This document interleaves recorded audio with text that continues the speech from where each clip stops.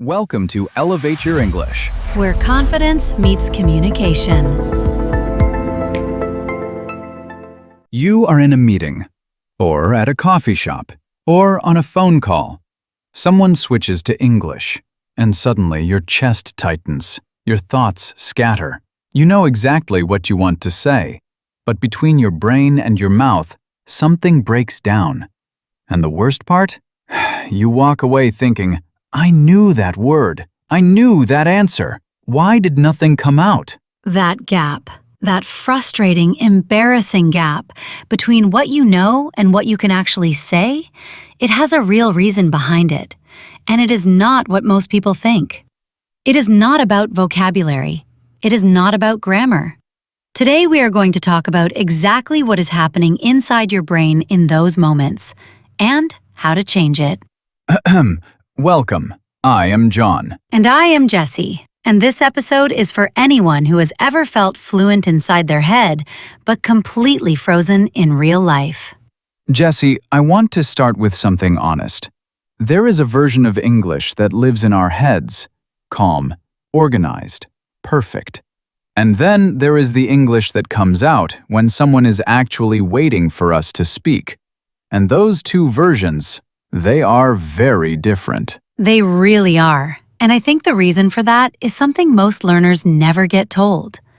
When you study English the traditional way, grammar books, vocabulary lists, translation exercises, your brain builds a very specific kind of connection. It connects English words to rules, to other words, to definitions. But not to real life. Exactly. Not to real situations, not to emotions, not to the feeling of being in a conversation with another human being who is looking at you and waiting. So when that real moment arrives, your brain goes looking for the rules, and that process is too slow for real-time speaking. It is like trying to remember the recipe while the food is already burning on the stove. The information is somewhere in your head, but the situation is moving faster than your memory. And here is what makes it worse. The more nervous you get in that moment, the harder it becomes to find the words. Stress actually narrows your thinking. It makes you access fewer words, not more. So the pressure of being watched makes the problem bigger. So it is a loop. You freeze. You feel embarrassed.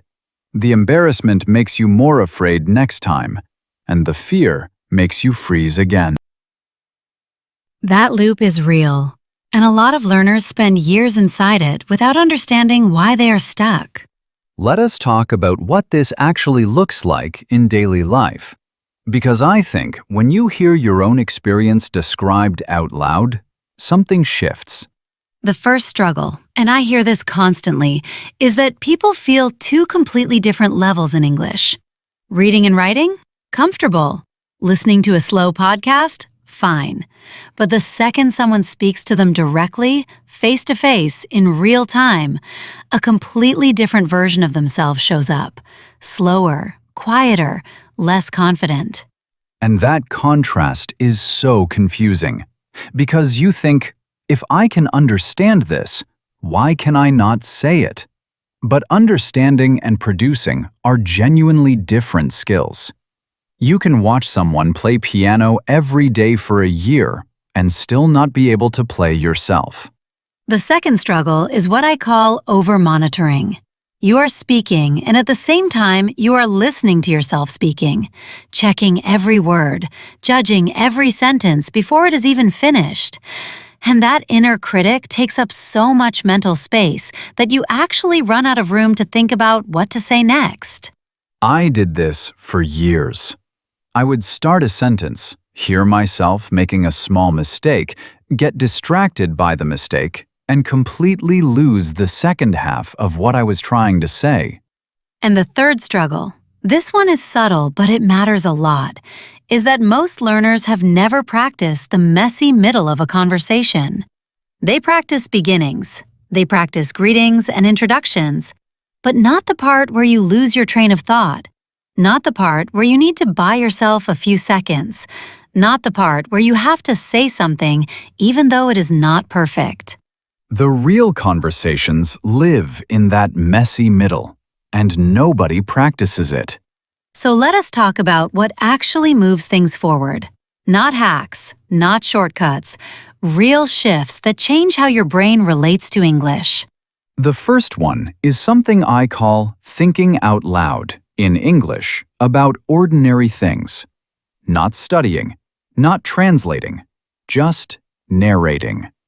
When you wake up in the morning, you think, "The room is cold today. I need coffee. My phone is almost out of battery." Simple, honest, real thoughts. In English. And the reason this works is that you are training your brain to reach for English first, before your native language gets involved. You are making English the default channel, not the backup channel. It feels strange at first, very strange. But after a few weeks, something quiet happens. English starts showing up in your head without you calling for it. The second shift is to connect English words to feelings, not just meanings. When you learn the word relieved, do not just write the definition. Remember a moment when you actually felt relieved, a test you passed, a difficult conversation that ended well. Lock the word to that memory, to that feeling in your body. Because when that feeling comes up again in a real conversation, the word will come with it. That is how the brain actually stores language, not in lists, in experiences. The third shift, and this is the one that helped me the most, is practicing what to say when you do not know what to say. These small bridge phrases, things like, "That is a good question, let me think for a second," or "What I am trying to say is," or simply, "Actually, can I say that differently?" These phrases do two things. They keep the conversation alive so the other person does not think you have finished, and they give your brain a few extra seconds to find the words. Native speakers use these all the time, every single day. They are not signs of weakness. They are just how real conversations work. The fourth shift is to stop waiting until you are ready. There is a version of readiness that never arrives. The learner who says, "I will start speaking when my English is better," is like someone who says, "I will start swimming when I am less wet." The only way through is through. Start with low-pressure situations. Talk to yourself. Record voice notes in English. Comment in English on videos you watch. Text a language partner. The size of the audience does not matter at the beginning. The habit matters. We have one challenge for you this week. Just one. Every day for 7 days, we want you to record a 60-second voice note in English about anything that happened that day. Something small is perfectly fine. I had a difficult conversation with my manager today, and I felt nervous. I tried a new restaurant, and the food was not what I expected. Real life. Your words. Your voice. You do not need to share it with anyone. This is just for you. But speak it out loud, because your brain needs to hear your own voice using English in an unscripted, real moment. That is where the real training happens. If you try this challenge, drop a comment below. Even just one word. Done. We will see it. Let us come back to the beginning. What did we talk about today? We talked about why the gap exists between the English in your head and the English that comes out in real conversations. It is not a vocabulary problem. It is a wiring problem. Your brain learned English through rules and translation, not through real-life use. We talked about the three most common struggles: the reading-speaking gap, over-monitoring yourself while you speak, and never practicing the messy middle of real conversations. And we talked about 4 shifts that actually help. Narrating your daily life in English. Connecting words to feelings and memories. Learning bridge phrases for when you lose your words, and starting before you feel ready. None of this is about being perfect. It is about making English feel like yours, not like something you borrowed from a textbook. Time for our vocabulary section.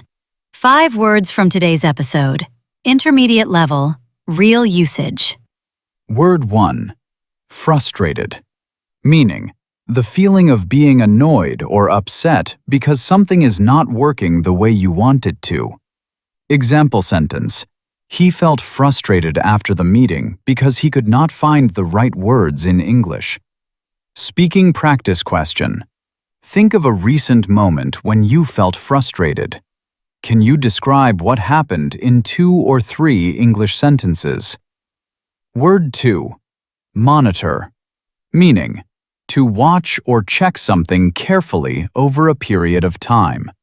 Example sentence. She was so busy monitoring her own grammar that she forgot to listen to what the other person was saying. Speaking practice question.